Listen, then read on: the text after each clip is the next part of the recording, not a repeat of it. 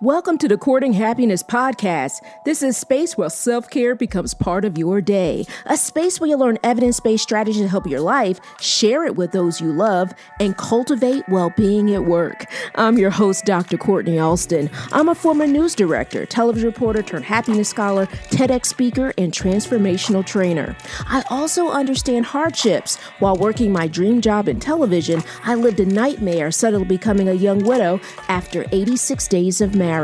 I became committed to learning more about resilience, healing, and happiness. This is how I discovered my area of research, which is positive psychology. Now I'm living my calling of training individuals and organizations on happiness.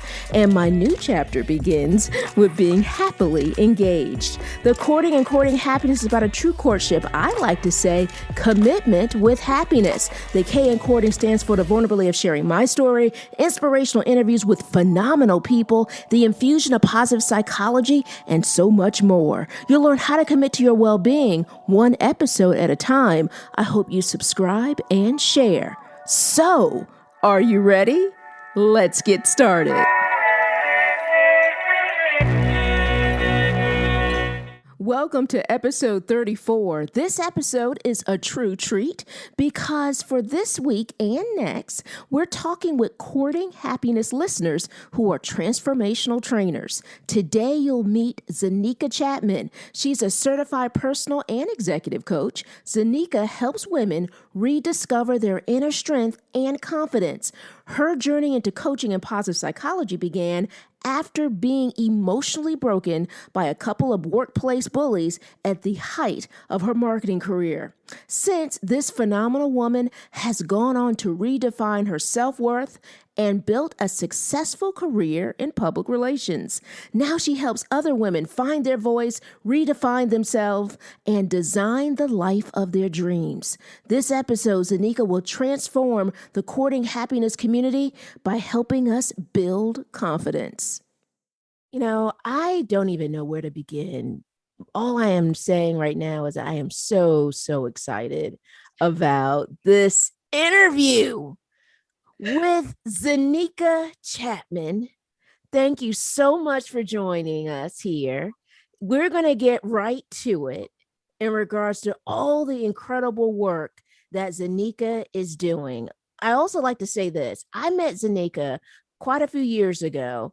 Well, not that long, right, Zenica? But I made it sound like it was centuries, but it was probably, I don't know, 3-4 years ago or something around that time frame, because my fiance and I have been together now close to that, well, a little bit over 4 to 5 years. He's going to kill me if I don't get it correct. So I'm sitting here. So we met through my fiance, who is a journalist here in the United States, here in North Carolina. And Zenica and I met through one of our organizations called the National Association of Black Journalists, the Charlotte chapter, which is having a chapter meeting as we speak, as we're going through this podcast. We're missing it though, but it's okay. They forgive us. But I met her in the organization, and as soon as I met her, I was in awe. She has done great work in public relations, great work in communication, so great that I've invited her many times to share her expertise with my students across multiple universities. And I'm so super excited that she's not only here, but she lifts me every week when she tells me that she's listened to an episode of the Kourting Happiness podcast. So I'm like, oh my God, and now she's on. So I am so super excited about this on so many different reasons. So Zenica, thank you so much for joining us. You are incredible. Yeah, thank you for having me. And it's interesting. I feel exactly the same way you just said, of like, yeah, I listen to it every week and now I'm like, oh my gosh, I'm on. So weird. Your text messages, when you tell me what you like in terms of the different episodes, it is something that elevates my happiness every time. They're honestly. So good. They're so good. Oh, thank you. You are phenomenal. So I'm so super excited, guys. You're in for an amazing treat because Zenica is filled with so much great information, great motivation, and just really transformative as it relates to helping you achieve your goals. So Zenica, let's talk about this transition that you've made in terms of creating your own coaching business. Tell us, why did that come about? How did you get to the point where you said, you know what? I'm going to create Zenica Chatman Coaching. Yeah, for sure. So, you know, we all have these moments, right? And I'll say we all have these moments where you get these nudges. And so I had a nudge that I will say probably about 8 years ago that I literally just put in a box and said, yeah, no, no, we are not doing that. And fast forward to 2020, February 28th of 2020, I was in pretty much near death car accident. It was pretty traumatic. Led to series of injuries, brain injuries, recovering from a concussion.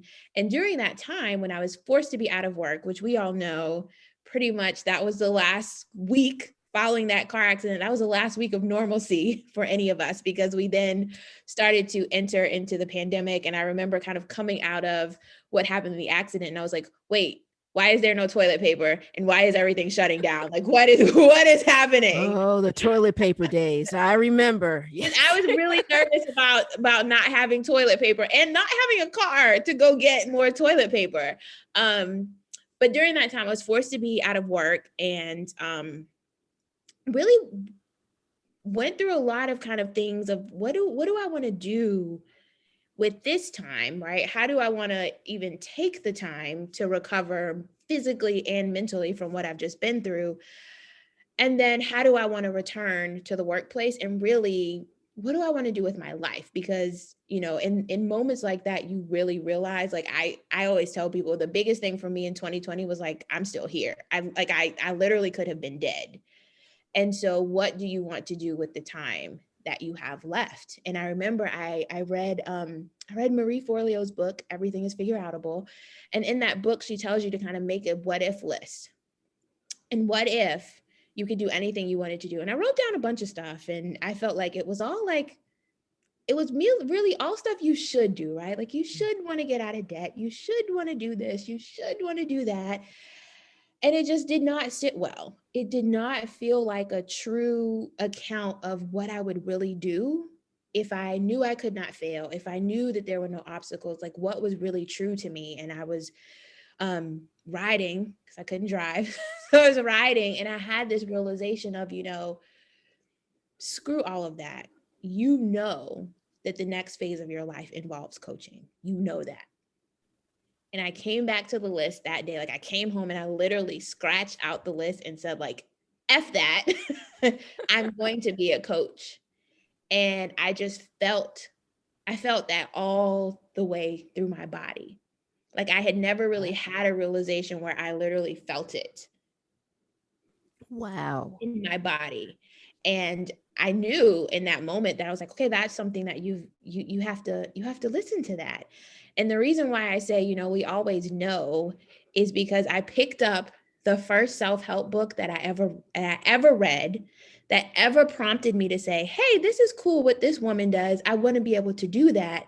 And I put it away, and I put it in a box and locked it away. I pulled out that book, went back to that book and that coaching program, and that started my journey of becoming a certified personal and executive coach.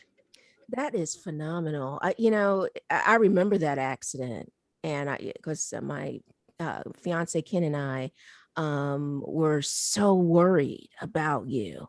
And when I contacted you and you're telling me how you're recovering and doing well, it's interesting. I never thought that it was also a transformative moment for you to kind of start to birth, right? Birth this beautiful, I love to call business ideas and business plans and anything in terms of we're doing about projects that are really passionate for us, right? One of the things I like to go do is I call them like our babies. Yeah. Right. Amy Porterfield just finished posting about her job, really her company being like her baby, I should say, because she was on a cover of podcast magazine for the Mother's Yeah, Day I saw edition. that. Yeah, and I love that because she's a stepmom, and I thought it was wonderful to see a bonus mom being celebrated on the cover. But I love that she shared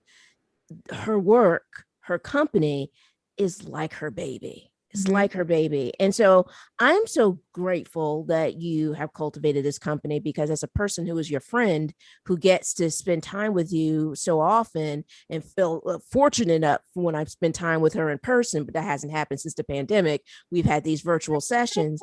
You Oh, have so much to share. So it's wonderful to see how you created your company, your why, and then also what you do for individuals. So let's talk about that. Let's talk about the work that you're doing. What do you focus in on as it relates to your clients and your mission with your coaching business? yeah. So with my coaching practice, I feel like the foundation of really what we work through is I call it, reclaiming your power and maximizing your impact. And one kind of, you have to reclaim your power so that you can maximize your impact in all areas of your life, whether that's work, whether that's home, whether that's going out in your community and fighting social justice issues. You want to be able to maximize your unique power in all of those areas of your life. But what I found was that a lot of the women that I work with really struggle with confidence. And you've got Hmm. to build that confidence back. That's kind of the main concept to really be able to reclaim that power. You got to be confident in who you are, confident in your strengths, and confident in what you want, right? So that you I can love live that. intentionally, so that you can be intentional, right? That's how you maximize your power, is you have to be intentional about what it is that you're doing and how you're spending your time. I love that how you tapped into uh really the elements that your clients need, and then you found that confidence, right? That confidence, boy, it is magic. It is like a It, superpower, right? In it is. terms of helping us, in terms of advocating for ourselves, or really, allowing our voice to be heard. And I will say also this is that Zenica has a phenomenal community. I felt so honored that she asked me, gosh, mid pandemic. It's hard to tell sometimes, guys, with the timeline. I used to be able to say, hey, 3 months ago. And now with the Yeah. pandemic, I go somewhere 6 months into the pandemic. It's pandemic time or something, right? But I was so honored that she invited me, into her community to talk about toxicity in the workplace, and to give the community some information in regards to how to navigate toxicity, but then also think about their well-being. So in other words, how to leverage positive psychology along the way. Tell me, really tell us, why was it important for you to focus in on toxicity? Yeah. So when I kind of started thinking about the coaching practice and what I wanted to help with, that was one area that really spoke strongly to me, because I had gone through my own personal experiences with, I call it workplace bullying, and people can Google that. There's actually a term, where I was really just discriminated against every single day. And as we moved through last year, and the George Floyd incident and all of the conversations that came as an aftermath of that, I just saw that there were so many women, and in the communities that I was in, women of color, Black women, who were experiencing very similar situations. And I started to think about, I have all these friends who have these big dreams. They all want to accomplish these big things, start these projects, start these initiatives. But why is it that year after year after year, we have the same conversation and nobody's really able to take action? And when I looked at these threads and I looked at what these women were going through, it's very, very hard to then show up as a leader in your community if you spend 8 hours a day being mistreated at work. And I thought about, what does that then do to a person, to a woman? And I went back to my own scenario of I I literally could not write an email as a result of just the constant berating, the constant scrutiny. I was told that I could not communicate effectively. And I remember when I finally got to a breaking point and I read my Strength Finder assessment, that was my number one strength. So I was like, Wow. like in that moment, I'm like, the devil is a liar. I think I am a great communicator. Like, no, his test says so. And every other leadership, strength, attribute test that I took thereafter said, you are a liar. Like, that is not true about me. Like, I am, if I'm nothing else, I'm definitely an amazing communicator. And so that was where I actually started to take back pieces of the narrative of who I was at work. Mm-hmm. Wow. And that then started the trickle down effect of how I showed up at home, how I showed up with my family, how I showed up with my friends. And so that was where really kind of the nature of that was born out of, was wanting to create at least a conversation. And I had no idea that so many people were going to come out and say, that happened to me too. It was almost like a whole other Me Too moment of how we are treating people, how we are treating Black women in workspaces. That was just, it was unbelievable. I couldn't believe that so many people that I'd never seen, that I didn't know. I mean, it was almost like word for word, we all had the same experience. And so that's really where that work started. And that was how I uncovered and learned to unpack, like, oh, okay. So when that happens to you, you ultimately have a lack of confidence. That is while you were sharing that, it's interesting because I thought, my goodness, if anything can start to tear and deplete you, right? And to tear you down to the point where you can feel invisible on the job is toxicity in the workplace, is bullying in the workplace. And so I thought to myself, wow, hearing all the levels of what you shared in terms of your story and how strong you are, right? To really kind of sit firmly in your own confidence, right? Stand strong in your own confidence. And I really value the fact that you embrace your superpower and you also took your power back, right? During all those moments when you're feeling like, whoa, I can't write this. Yes, I can write this email.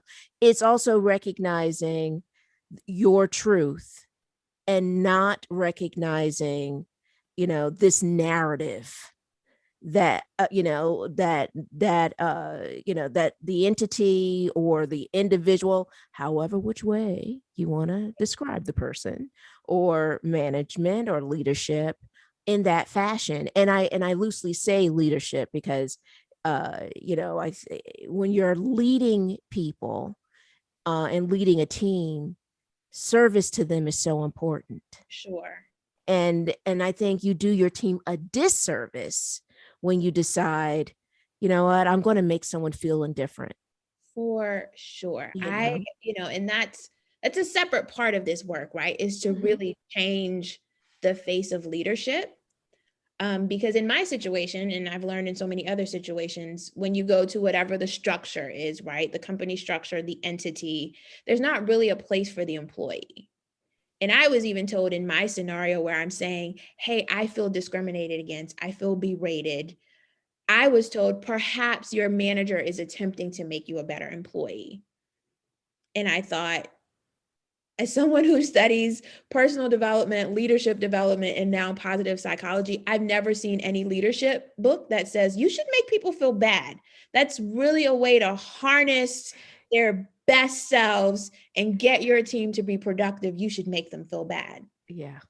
And so we have to start thinking about, this hard stance of what leadership looks like in the workplace and really start to challenge that. Like, no, she's not, there's nothing that says that this process will make me a better employee. You know, it's interesting you say that, Zenica, because one of the things I love about positive psychology and the movement of positive psychology is because it's a strength-based approach. Yeah. And it's, it's valuing our superpower, I like to refer to it as. And, you're absolutely right when it comes down to leadership, right? In terms of, understanding the value of good leaders, value their team and really helps to empower, lift, and so I love the fact that you understand those differences and that you're sharing those differences with your community so they can continue to build their confidence, so they won't feel alone. And and hopefully, right, while they're building their confidence back up, it start to feel visible and Yes. not invisible, Yes. because that's one of the things that toxicity will do. It will completely, shift your reality and gaslighting and so Yeah. many different dynamics. And so it's so important. Really what's really more important is this work that you're doing to really make sure that you have so many women, and particularly, right, feeling empowered and Mm-hmm. not losing their confidence. Mm-hmm. I also would love to know this, because one of my areas of research happens to be within positive psychology is meaningful work. Mm-hmm. And, one of the things that I love about meaningful work is really understanding the value of the work itself, right? But it's interesting, when I research and when I actually surveyed individuals about meaningful work, one of the questions from the theoretical framework was, do you feel divorced from your work? I Mm-hmm. was like, wow, that's really powerful and strong, right? Like divorce, like that's a breakup, right? That is a serious breakup. And Yeah. my question to you is, what would you tell an individual who is losing confidence, who feels divorced from their work, and is really thinking about this dream they have, right? Or this goal they may have, but they feel like they're in, what is it, quicksand, right? They feel like they cannot move. What will Mm-hmm. you tell that individual? Yeah. So one, I recognize that people come to us as coaches and in many different forms, right? And I get the question of, or I get the comment of, man, I just feel stuck all the time. And I can relate to that so much. But one of the things that I have learned just in doing this work is stuck is really just a mindset. Like, it's really just a mindset. And I know to that person who's in it, because I was there, like I know what it feels like to be like, yo, I'm taking every bit of energy to walk through the door today. Like, and I don't know what's going to happen on the other side, but really all I got is to get through the door. So I know that doesn't sound good to hear me say that it's really just a choice. Because when you start to think about, like you said, and you start to shed the lie that the entity has given you, and you really start to see, like, this is where I shine, this is where I'm good at, and you can start to reject some of the negative notions that they're putting on you, you start to see that I'm really not stuck. I've just been believing whatever this entity has put on me for so long that I couldn't see my way out. And that's where you start to step by step by step get yourself out of the quicksand. So the first thing you really have to do is you have to decide what is the crap that the entity has put on me that I'm just no longer willing to wear. Like, what is the Mm. suit that they've tried to put on me that I'm just no longer willing to wear? And what am I going to choose to wear instead?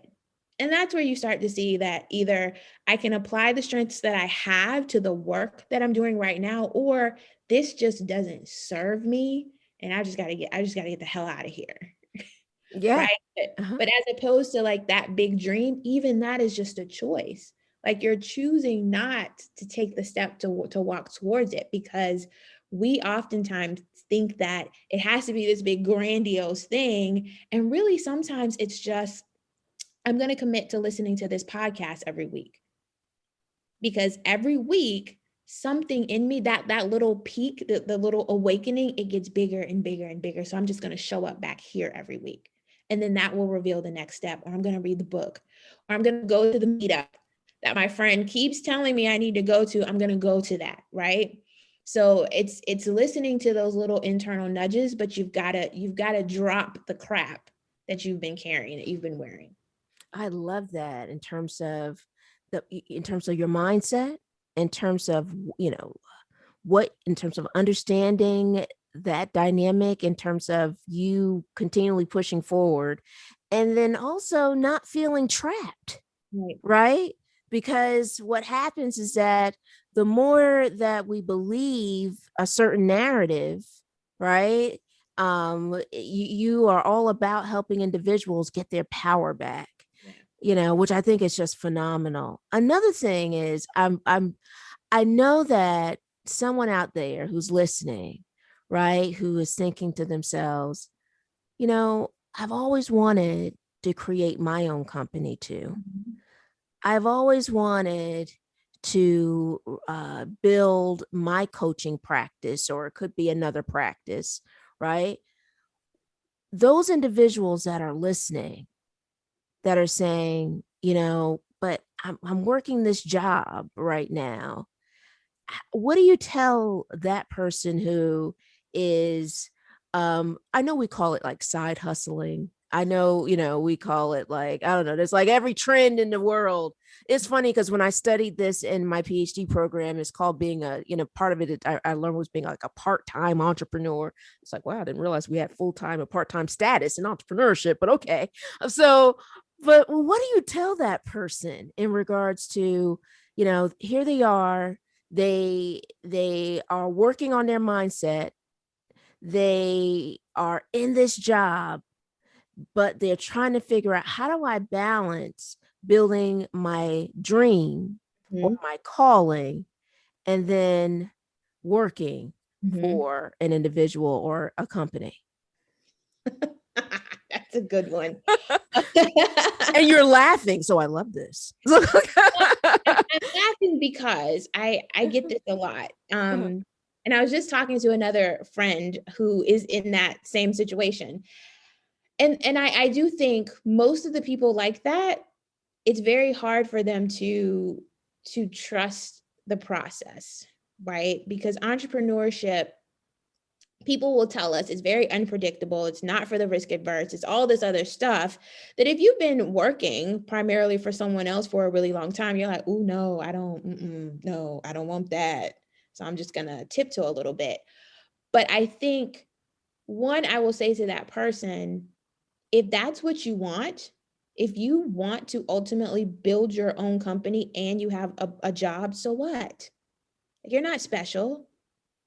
Get out there and do it. Like, people have been doing it before. So what? Because a lot of times people come and like, oh, I don't have the kind of time that she has, or I don't have. So what? Decide, I'm going to build this business while I'm working this job, and then go do it. Because once you switch your mindset, the universe, God, whatever you want to call it, the steps will be revealed.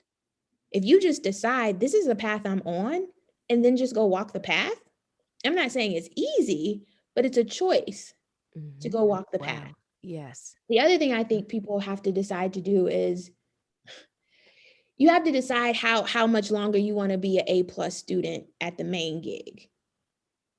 And that's hard for a lot of people. I'm not telling you to slouch out on your job, but for most people who are in that space, who are working the 9 to 5, building the thing on the side, I guarantee you your B+ work will still beat a lot of people's current work. So you have to learn how to dial back that energy a little bit so that you have more to give into your business, into your practice, into your dream, whatever that dream is. You have to learn how to conserve your energy. And also, a lot of people in that realm spend a lot of time like, yo, I just hate my job. They spend all day like in the job, hating the job, burning energy, hating the job. Then when they get off the job, they're too tired to work the dream.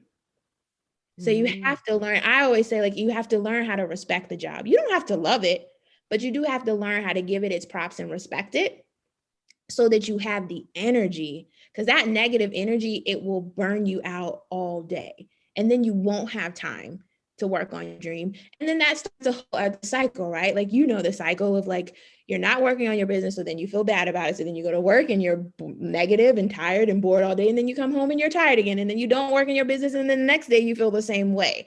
So you have to learn kind of how to put everything, just put it in its proper place and understand that if you really believe in what you're doing and what you're building, what you're living through right now is just temporary. It's just temporary. I love this in terms of valuing the process, right? The journey. It's such great, really, honestly, Zenica, really great wisdom in regards to having a person be present and valuing kind of the steps or the process that is happening, opposed to thinking about where we're trying to go, but valuing the journey in terms of getting there. I love that, what you just shared. And it's interesting also because, as you mentioned, you're like, well, just do it, right? Just go and do it, which I think is wonderful too, because it also says how the individual has the power. Yeah.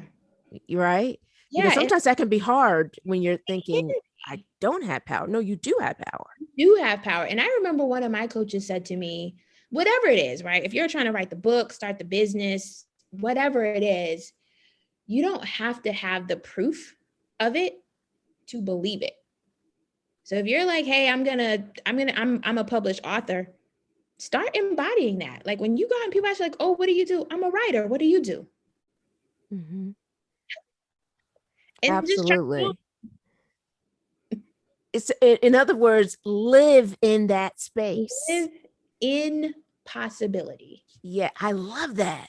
Live in possibility. If Marie Forleo was sitting here right now, she would say that's tweetable. That's tweetable. And Marie, and I mentioned this in previous podcasts, but I went through B school last year and was really grateful for all the things that I learned from Marie Forleo. And then she also follows me on Instagram, and so we follow each other. And so I love seeing all the great work that she's doing, because what I love so much is the fact that she is a person that values the process, right? And I love what you're sharing, Zenica, because you two have the same love language in regards to, valuing the process and not being so caught up in perfection. And I think that can really kind of stop us in our tracks, right? Is, well, it has to be just right, but it's about just valuing the process. I'm curious, what imperfect moment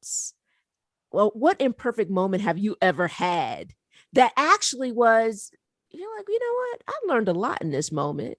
It is kind of, even though it was imperfect, maybe it was the perfect lesson. Does anything come to mind? I feel like I have those every day.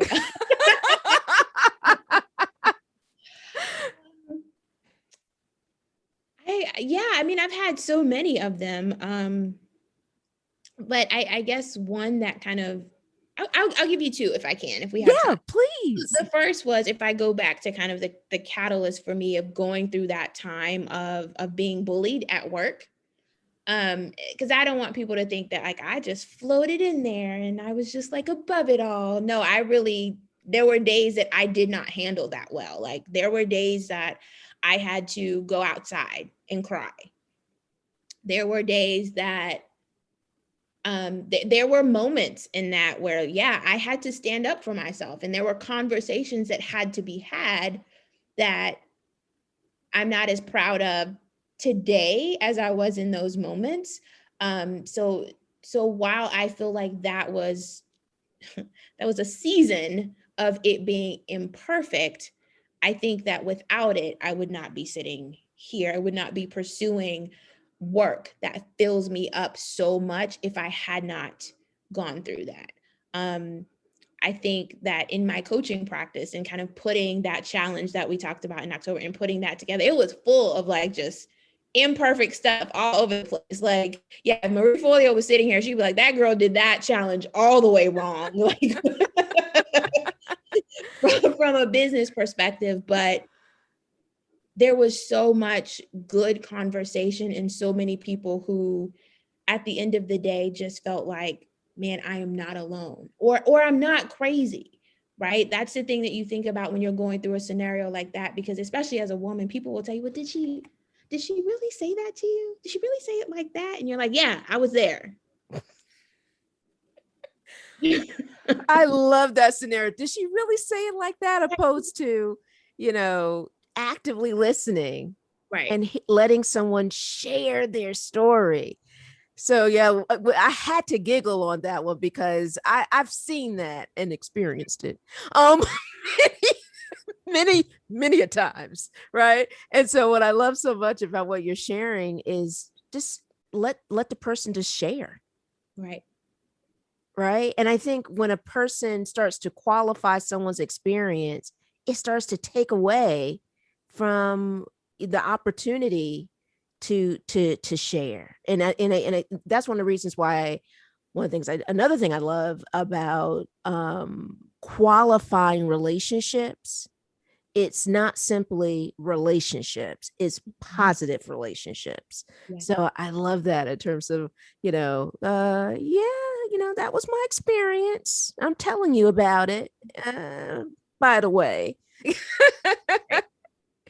I love so much of what you just shared, Zenica. And so we're gonna end in a moment, but before we do, I want the world to know where they can find you and what work that you're doing that you want to share with us or that you're able to share with us right now. Yeah, so I would love it if you guys would come hang out with me on Instagram. I'm at Z_Chatman, also Zenica Chatman on Facebook. And I would love to have you guys join me every Monday morning for Monday Morning Sound Bites, which is literally 2 minutes or less of motivation and inspiration just to get your week started in a different direction, maybe switch your perspective on something. So those are published every Monday morning on both platforms, Facebook and Instagram. And I also have a free Facebook group. It's called Unbreakable with Zenica Chatman. You can search it there on Facebook. And I'd love to have you join us there for more regular conversation. And I'm a little bit silly in there and we have a good time. She is phenomenal. That group is incredible. A lot of great, amazing people in the group that are just cheering each other on. Is really a wonderful community. And her motivational sound bites on Monday, guys, those are a treat. Every time I see them come down my feed, I'm like, yes, yes. And I'm like, and it's wonderful because it's a great way to start your week. And I, really treasure that. So Zenica, one of the things I love to end a podcast episode with as it relates to courting happiness. And that is because courting happiness is all about a person's journey in regards to well-being. I want to know, how do you commit to happiness in your life? How do you do that? By committing to the daily practice of it. I think that people fail to realize sometimes that like mindset it's a daily practice, just like anything else. And I just commit to starting the journey over again every day. Every day is not going to be amazing, but I'm very much committed to the notion or the thought of, yeah, that happened yesterday or today. Maybe I don't feel as great, or maybe the circumstances look a little funny, but that has no bearing on today. Today can be a totally different experience today. That could change today. It could change in this moment. if I allow it to, and if I'm open to it. So I think for me, I just commit to understanding that it is a daily practice, and I commit to being a part of that practice every single day. Wow. Thank you so much for being with us today. Also, thank For you so having me. You are just incredible. You're amazing. I'm so proud of you. And I just love seeing how you are just lighting up the world with your amazing gifts, with your amazing talents, and you're transforming lives. And I will say, as a friend, it means the world to me to have a front seat to see it all. Guys, she is incredible. Visit her on Instagram, Facebook. I'm telling you, it is something that you will want to have in your self-care toolkit. And then also, you might want to start including in your well-being journal to start to think about, oh, wow, that can be good for me too. Zenica, thank you so much for joining us today. Thank you so much for having me. This has been my honor. Thank you. Let's continue this conversation online. Email us at podcast@drkortnialston.com. That's podcast at drkortnialston.com. Join us on Instagram at Kourting Happiness. Don't forget, that's courting with a K. Also, I hope you join our private Facebook community. You can find us at Kourting Happiness Podcast Community. Our private Facebook group is a safe haven to share, meet more people looking to build positive relationships, focus on well-being, and create a happier life. Now, are you ready to spread happiness? We hope you subscribe and share this podcast with your family, friends, coworkers, and all the important people in your world. We release a new episode every Thursday. Congratulations on your continued commitment to your courting happiness journey. Thank you so much for listening. We want you to be well, be happier, and be kinder to yourself. We can't wait to see you next week.